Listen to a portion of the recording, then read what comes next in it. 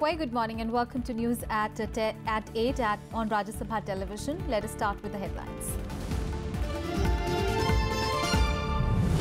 Election Commission seeks a factual report from Finance Secretary after Congress says its Gujarat MLAs were intimidated during IT raids against Karnataka minister.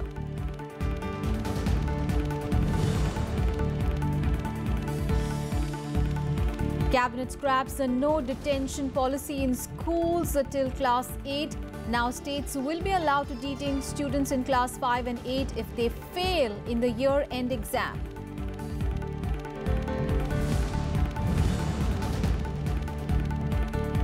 Reserve Bank of India slashes repo rate by 25 basis points.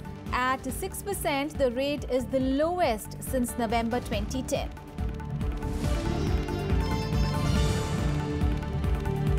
US President Donald Trump signs Russia sanctions bill for its alleged meddling in the 2016 elections. Moscow says move shows weakness of the Trump administration.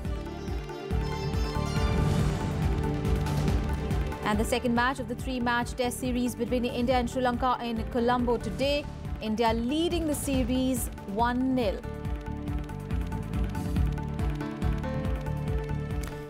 The top story from Karnataka, the Election Commission has sought a factual report from the Finance Secretary on Congress's allegation that its MLAs from Gujarat were intimidated by central forces in a Karnataka resort during an income tax raid on Wednesday. The Congress has alleged that its MLAs from Gujarat were being terrorized and intimidated by the central security forces used by the central government in the garb of income tax investigations against Karnataka Minister D.K. Shivakumar.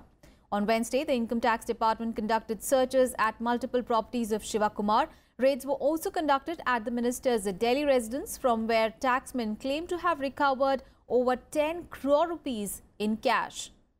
The opposition Congress questioned the timing of these raids, which come at a time when Shivakumar is hosting a team of Congress MLAs from Gujarat to prevent defections ahead of the Rajya Sabha elections on 8th of August.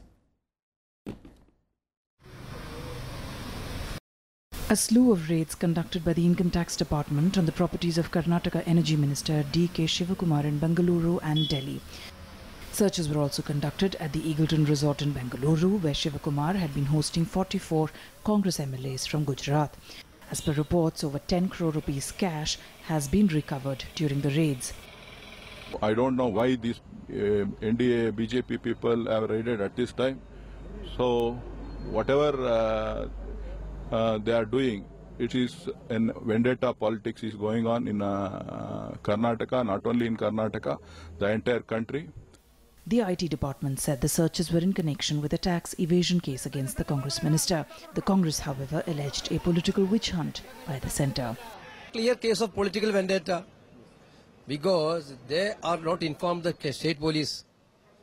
They didn't inform the state police, and without informing the state police, they are doing, because of they can do now after the finance bill, they put a provision on like these all these agencies as used for political vendetta, for attacking political enemies and opposition parties. Bharatiya Janata party जो राज्यसभा चुनाव में गुजरात में कुछ नहीं कर पाया, हमारा MLAs को पोचिंग करने का कोशिश किया। जब एमएलएस अपना इस पे दूर चले गया तो उधर जाके सेंट्रल फोर्सेस को मिसयूज करके हमारा एमएलएस को थ्रेटन करके और कांग्रेस लीडर्स को टेरराइज करके ये लोग अपना जीत हासिल करने का कोशिश कर रहा है। और ये जो नरेंद्र मोदी जी की सरकार, जो केंद्र सरकार के जो पैरामिलिट्री फोर्सेस है, उसको यूज कर रहा है हमारे एमएलएस को थ्रेटन करने के लिए। ऐसा टेरराइज करने के लिए कुछ फायदा नहीं होगा। अरे कानून नियम सब तोड़ के आप वहाँ जाके ये सरकारी तानाशाही और गुंडागर्दी से आप क्या सोचते हैं कि हम डरेंगे? महंगा पड़ेगा ये सौदा।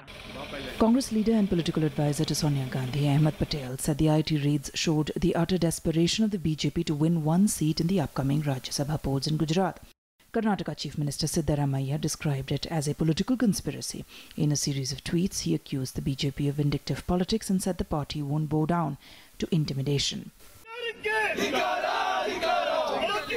Congress workers even staged a protest in Bengaluru. The centre, however, maintained its just action against corruption. यदि कोई करप्शन ब्लैक मनी में उलझा हुआ है, वो कांग्रेस पार्टी उलझी हुई है और इन सारे विषयों के ऊपर यदि एजेंसीज पूरा इंफॉर्मेशन के साथ और पूरा तथ्यों के साथ वो एक्शन करेंगे, कार्यवाही करेंगे और बाकी विषय करेंगे, then it is an action against corruption. As a routine procedure, whenever there are some financial irregularities and other things, the Enforcement Directorate takes its own course. So this has nothing to do with the other political affairs. The Congress approached the Election Commission asking it to ensure the safety and security of its MLAs from Gujarat ahead of the August 8 Rajya Sabha election in the state. What? Only to win one particular seat in Gujarat? I mean, I think it's really a shame for our democracy. आप रोज संघीय ढांचे की बात करते हैं कि क्या ये फेडरलिज्म का चिन्ह है आपका? क्या ये कोऑपरेटिव फेडरलिज्म है कि आप राज्य सरकार को बिना पूछे हुए वहां सेंट्रल फोर्सेस भेज दो? Widely seen as the chief troubleshooter for the Karnataka Congress, D.K. Shivakumar was tasked to look after the MLAs from Gujarat by the party's central leadership. Bureau Report, Rajya Sabha TV. And the issue of income tax raids against Karnataka on Wednesday morning also resonated in the Rajya Sabha. Now, Congress accused the government of misusing state agencies to keep an eye on the Congress MLAs staying at the resort where the raids took place. But Finance Minister Arun Jaitley hit back and he clarified that there was no link between the Karnataka IT raids and the Gujarat Rajya Sabha polls. Here are all the details. We cannot say that. Opposition Congress upping the ante against the government in the upper house on Wednesday. Party MPs claimed that IT searches were conducted at a Bengaluru resort where Congress MLAs from Gujarat were staying since July 30th. Deputy Leader of the Congress in the Rajya Sabha, Anand Sharma, questioned the timing of the IT raids on the Karnataka minister coordinating the stay of the Gujarat MLAs. Our grave concerns over the attempt to derail and hijack elections to the Council of States. That is already raised here. State authority and power. You cannot raise it every day. Because the MLAs were being abducted. You cannot raise it every day. Location. Now in Bangalore, where the MLAs are there, since morning they have started income tax raids and ED raids and against the Congress ministers. Leader of opposition Ghulam Nabi Azad claimed that the residences of BJP leaders allegedly indulging in horse trading needed to be searched as well. जो आपकी party के लोग पैसे बांट रहे हैं उन पे रेड करो। ये जो 15-15 करोड़ लोग 15 करोड़ ऑफर कर रहे हैं उन पे रेड, उनके घर पे रेड करो। ये इलेक्शन फ्री एंड फेयर होने चाहिए एंड विदाउट फेयर होने चाहिए। ये इंश्योर करना पड़ेगा इस सदन को और इलेक्शन कमीशन को। ये इलेक्शन के दौरान जब इलेक्शन प्रोसेस शुरू हो रहा है 3 दिन इलेक्शन को रहे और डराने के लिए धमकाने के लिए आप गवर्नमेंट ऑफ इंडिया की स्टेट गवर्नमेंट की तमाम एजेंसियां इस्तेमाल की, अब गवर्नमेंट ऑफ इंडिया की एजेंसियां इस्तेमाल कर रहे हैं। ये देश में क्या हो रहा है? ये लोकतंत्र के खिलाफ। Delivering a sharp rebuttal, Finance Minister Arun Jaitley clarified that no search operation was conducted at the resort in Karnataka where Gujarat Congress MLAs have been staying. The concerned individual was, however, taken to his residence and questioned. At the resort, no search at the resort has taken place. No search on any MLA has taken place. A particular minister of Karnataka was being searched. Since he had gone and parked himself in the resort certainly is not an immunity area where he can get an immunity from the laws. And therefore, they have gone there to take him to his residence. He has been now taken to his residence and is being interrogated at his residence. Jaitley's clarification failed to douse the dissent, though, as Congress members moved into the well of the House. Amid sharp verbal exchanges between the Treasury benches and the Congress members, the chair adjourned the House for 10 minutes.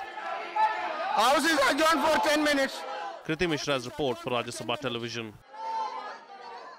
And the issue of income tax raids on Karnataka Minister D.K. Shivakumar reverberated in the Lok Sabha as well. Now, even as the Congress party alleged that these raids were part of a bigger political conspiracy, Finance Minister Arun Jaitley clarified that the offending minister hid at a resort when the raids began. He also claimed that several documents were being destroyed when the officials reached the resort.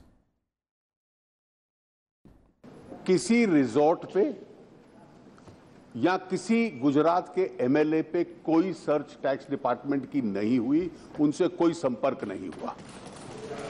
ये बात सच है कि कर्नाटक सरकार के एक मंत्री और उनके सहयोगियों के ऊपर कोई इनकम टैक्स की सर्च हुई है। 39 स्थानों पर वो सर्च चल रही है। जब सर्च चलती है, रिकवरीज होती हैं, तो जिस व्यक्ति के खिलाफ होती है उसको कन्फ्रंट किया जाता है, उसका बयान लिया जाता है। उनसे संपर्क करना अब वहीं संभव था जहां जाकर वो छुपे थे। टैक्स के अधिकारी इसलिए उनका स्टेटमेंट लेना और उनको वहां से अपने घर ले जाना केवल इस पर्पस के लिए रिजॉर्ट में गए। जब वहां तो वे व्यक्ति वहां पर कागज फाड़ रहे थे, वो फटे हुए कागज भी और जो डॉक्यूमेंट्स फाड़ रहे थे वो भी पंचनामा में रिकवर हुए। उनको वहां से लेकर उनके घर पे चले गए। आज इस वक्त वहां पर कोई इनकम टैक्स का अधिकारी नहीं है। इनकम टैक्स डिपार्टमेंट को यूज करके ये कर्नाटक में जो ईगल रिसोर्ट में एमएलए थे, 42 एमएलए, उन एमएलए के डरा के, धमका के, टेरराइज करके वहां पर ईडी के लोगों को वहां पर भेजा है। On to some other news. The Lok Sabha passed 2 bills extending central GST and the integrated GST to Jammu and Kashmir on Wednesday. Now, both the bill aim to replace the ordinances promulgated earlier in this regard. The central GST bill provides for the extension of the Central GST Act 2017, while the integrated GST will provide for the extension of the integrated GST Act 2017 to the state of Jammu and Kashmir. Now, replying to a debate on the bills, Finance Minister Arun Jaitley called it a positive step for Jammu and Kashmir. Jaitley asserted that the special status of the state was never meant to create economic impediment. The Finance Minister also maintained that the GST is in the larger interest of the traders and the consumers of Jammu and Kashmir. अध्यक्ष जी, Jammu Kashmir GST के साथ integrate हुआ, ये जम्मू कश्मीर के लिए भी और देश के लिए भी एक सकारात्मक कदम है। जम्मू कश्मीर के जीएसटी में इंटीग्रेट होने से सच में जो पूरे देश के इकोनॉमिक इंटीग्रेशन की टैक्स की दृष्टि से कल्पना थी, वो इसमें पूरी हुई है। Let's move on in the bulletin. The Supreme Court will hear a plea moved by the Gujarat Congress challenging the decision to use none of the above or nota option in the upcoming Rajya Sabha polls in the state. On Wednesday, a bench headed by Justice Deepak Mishra agreed to hear the plea after senior advocate Kapil Mishra mentioned the matter before it and sought urgent hearing. The Congress has said that there is no provision with regard to nota in the Constitution. On Tuesday, the Congress had approached the Election Commission against the use of nota option in the upcoming Rajya Sabha elections, claiming that it was violative of the Constitution and electoral laws. But the poll panel maintained that it was not a new direction and it was introduced in 2014. Now, following the Congress, the BJP on Wednesday approached the Election Commission seeking removal of the nota option in the upcoming polls. The Saffron Party said that since there was no secrecy for the voting in Rajya Sabha election, so the purpose of nota is not much of use. हमें इस बात का भी आश्चर्य है कि election commission ने ऐसा निर्णय लिया है जो अपने आप में असंवैधानिक है. You must remember that this emanates from a PUCL judgment, and the PUCL judgment talks about direct elections in the Lok Sabha. अभी जो राज्यसभा के चुनाव में नोटा जो बैलेट पेपर्स पे डाला गया है, उसको लेकर के कई तरह के कन्फ्यूज़न खड़े हुए हैं, क्योंकि राज्यसभा का चुनाव इनडायरेक्ट होता है और इनडायरेक्ट चुनाव में नोटा का प्रोविज़न जो मूल भावना है राज्यसभा के चुनाव की, उसको कहीं ना कहीं नुकसान पहुंचाता है. इसको लेकर हम लोगों ने मांग की है कि नोटा तत्काल ख़त्म किया जाना चाहिए. And in Breakfast News, time for a very short break. We'll be back with more news. Stay tuned.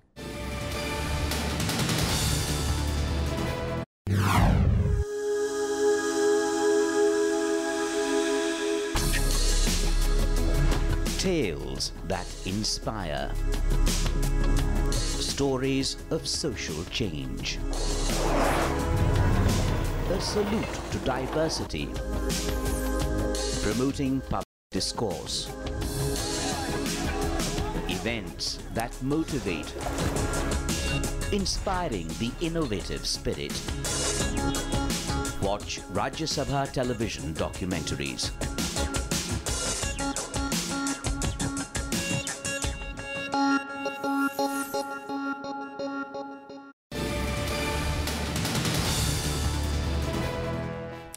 Thanks for staying with us. Now, the Union Cabinet, chaired by Prime Minister Narendra Modi, made several decisions on Wednesday. Let's have a look at these. The Cabinet cleared a proposal to extend the proxy voting to overseas Indians by amending electoral laws.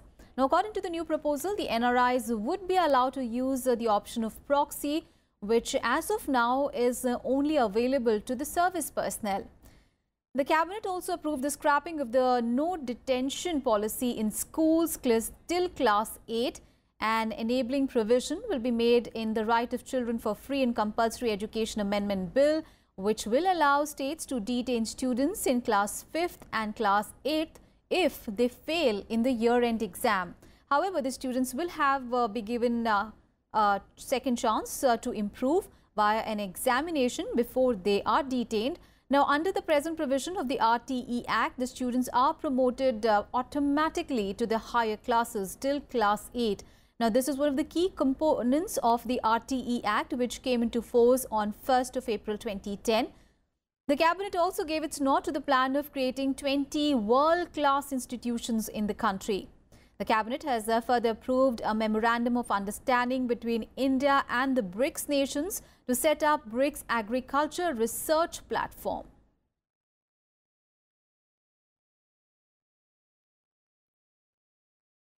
Now, the Reserve Bank of India slashed the repo rate by 25 basis points on Wednesday. Now, softening inflation prodded the RBI to lower the repo rate to the lowest since November 2010. RBI has kept the growth forecast unchanged at 7.3% for the current fiscal. Here are the details. The RBI Monetary Panel has paved the way for a possible reduction in EMIs of housing and car loans. In RBI's third bi-monthly policy review this year, repo rate was slashed by 25 basis points to 6 from 6.25%. The RBI also cut reverse repo rate, the rate at which the central bank borrows money from commercial banks, by 25 basis points to 5.75% from 6%. The quantum of cut on Wednesday was, however, not unanimous. 4 members of RBI's Monetary Policy Committee voted to cut rates by 25 basis points, 1 voted for a 50 basis points cut, and 1 voted for leaving rates unchanged. Based on the outturns and our projections going forward, and we felt that a 25 basis point cut while keeping the stance neutral was something that we should be doing at this juncture. The central bank also noted that a normal monsoon coupled with effective supply management measures may keep food inflation in check. It also said that prices of LPG and kerosene are set to rise with the calibrated reduction in subsidy, cautioning that the implementation of farm loan waivers by states may result in possible fiscal slippages. New lending, the transmission has been much stronger, especially in those segments where there is a lot of competition. So, housing loans and personal loans where the NBFCs also play a big part. However, the rate cut failed to enthuse markets as the Sensex and Nifty ended lower after hitting record highs earlier in the day. The Sensex ended down by 98.43 points at 32,476.4, and the 50-share NSE Nifty closed lower by 33.15 points at 10,081.50.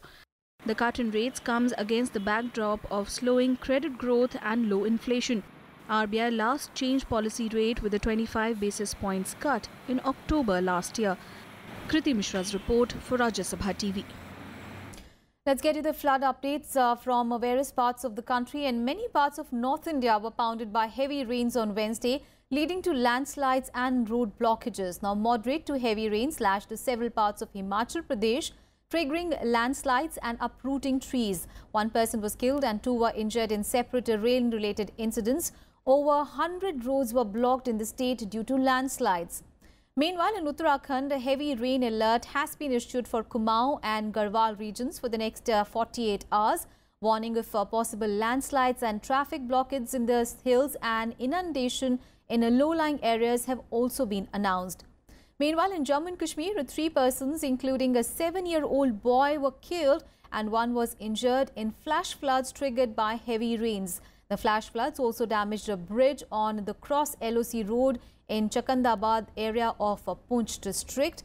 Meanwhile, heavy rains also rashed several parts of Haryana and Punjab, leading to fall in mercury by a few notches. Chandigarh witnessed heavy rains on Wednesday morning. The Met Department has issued heavy rain alert for isolated places in the 2 states. Meanwhile, the toll in the floods in West Bengal, where 14 districts have been affected, rose to 50, with 4 more persons lives. The situation at Ghatal in West Mindapur district and Dhanyakali in Hooghly district continues to be critical. Now, according to the Met Department, Odisha and Bihar are likely to experience a heavy rainfall besides a thunderstorm with the lightning in the next 48 hours.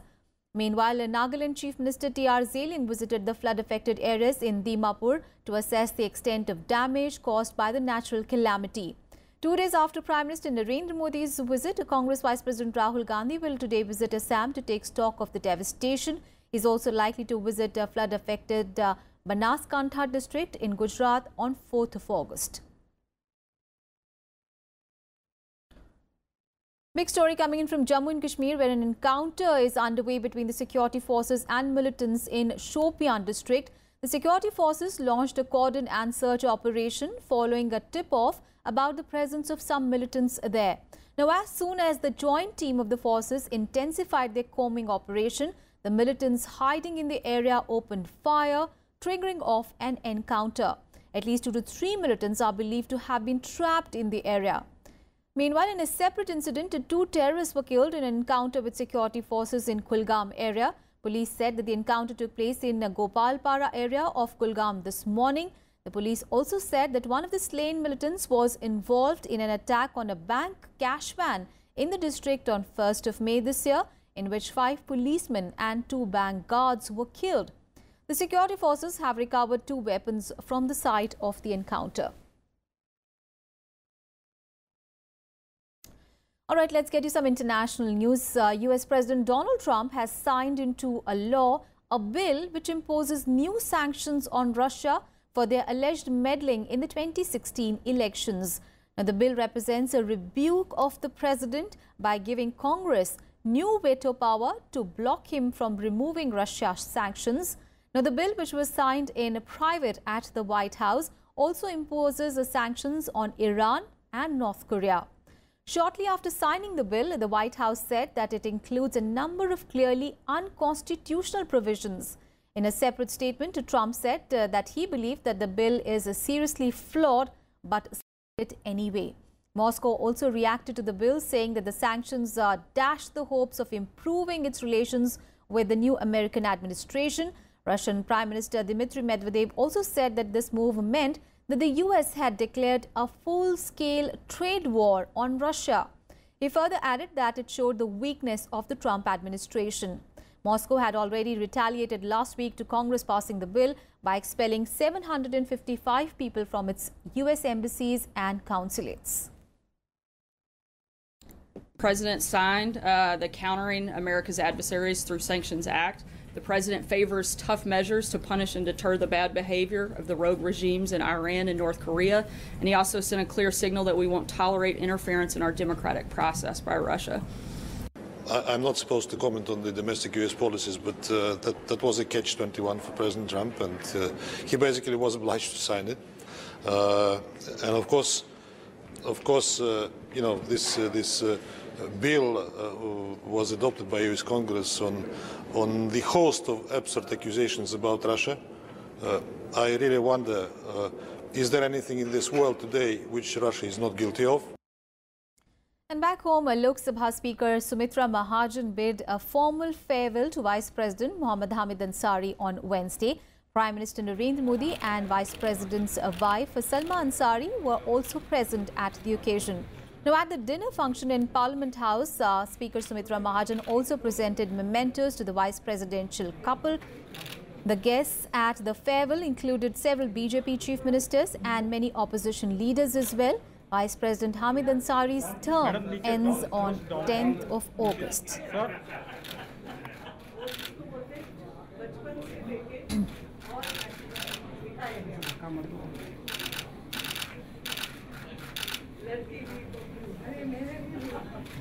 ये किसके लिए वो दोनों के लिए था